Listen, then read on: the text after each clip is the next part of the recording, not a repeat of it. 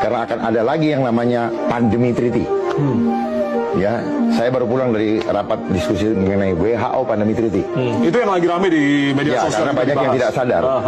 Banyak yang tidak sadar dan nanti akan mengkebiri kewenangan dari parlemen maupun eksekutif. Karena ketika WHO pandemi treaty itu ditandatangani pada akhir bulan ini, maka itu menjadi hukum. 30 hari kemudian menjadi hukum di negara tersebut.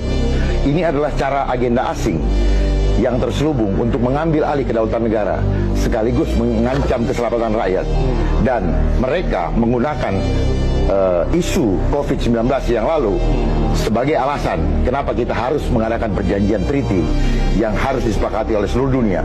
Akan berpotensi ada pemaksaan penggunaan vaksin lagi. Manakala kita tidak mau, maka kita akan dikenakan pasal 446 500 juta. Ya, jadi ini adalah cara mengambil kedaulatan negara tanpa kekuatan militer. Hanya dengan peraturan kesehatan. Ujung-ujungnya apa? Adalah kenapa Bill Gates sibuk-sibuk? Apa urusan Bill Gates dengan kesehatan? Teknologi dengan kesehatan tubuh berarti dia punya agenda untuk memasangkan teknologi di tubuh kita. Ini yang saya perjuangkan. Kenapa harus ada pandemi tahun 2020 sampai itu? Sebenarnya tidak perlu ada. Ya, karena saya paham betul bagaimana mereka menyajikan data, hanya menyajikan gambar terus diarsir terus disebutkan.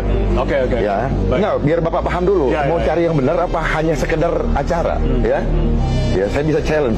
Jadi stop uangnya, jangan siksa Jakarta. Kalau Bapak tadi bilang UMKM hancur, kenapa? Memang dihancurin kok.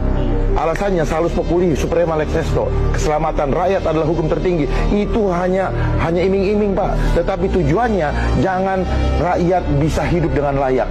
Rakyat tidak takut dengan penyakit, tetapi dia khawatir dengan perut anak istrinya. Tetapi regulasi memaksa, dan kalau orang tidak mau melakukan didenda. Itu yang membuat orang mengikuti persyaratan jebakan Batman ini, Pak. Paham nggak?